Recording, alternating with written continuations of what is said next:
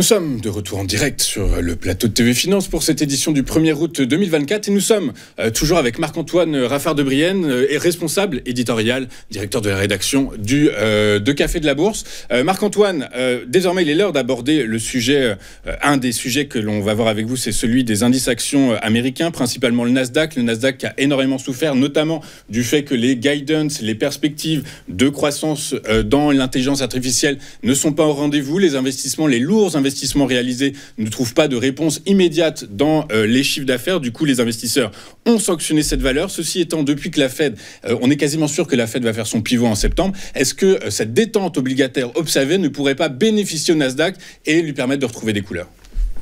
Alors, effectivement, d'un point de vue, on va dire, macroéconomique, la baisse des taux, de toute façon, sera favorable pour les indices américains et surtout les indices technologiques qui sont qui regroupent beaucoup de valeurs de croissance, qui, elles, sont très impactées par le coût de la dette. Donc oui, ça devrait être une très bonne nouvelle, surtout qu'on annonce 3 baisses de taux probablement d'ici la fin de l'année, donc ça va aller très vite, à mon avis, entre septembre et décembre.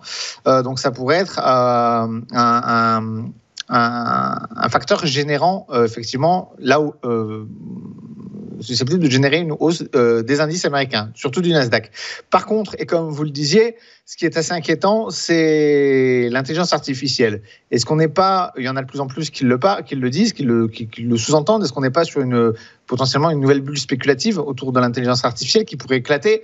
Je lisais encore ce matin que probablement une entreprise sur 3 seulement dans l'intelligence artificielle va survivre dans le temps. Donc, on est très proche des scénarios qu'on a pu voir avec la bulle des dot-com, où au final, il y avait plein d'entreprises qui se lançaient et sur la hype du web à l'époque et de l'intelligence artificielle aujourd'hui, ça fait un peu peur. Et moi, je suis toujours un peu inquiet quand il y a même des entreprises aujourd'hui qui ne sont pas spécialement vraiment dans le cœur d'activité de l'intelligence artificielle. Ils rajoutent dans leurs titres ou dans leurs messages commerciaux l'intelligence artificielle parce que c'est ça qui fait vendre aujourd'hui.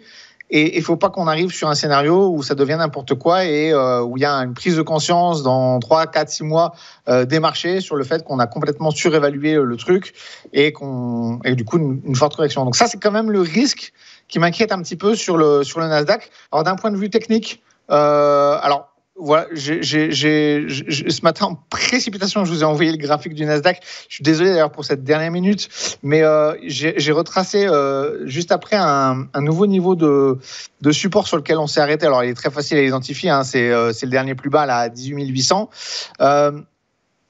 Donc, ce niveau, il a supporté la baisse du marché. A priori, il a provoqué une impulsion à la hausse. On est en train de revenir sur le niveau des 19 500.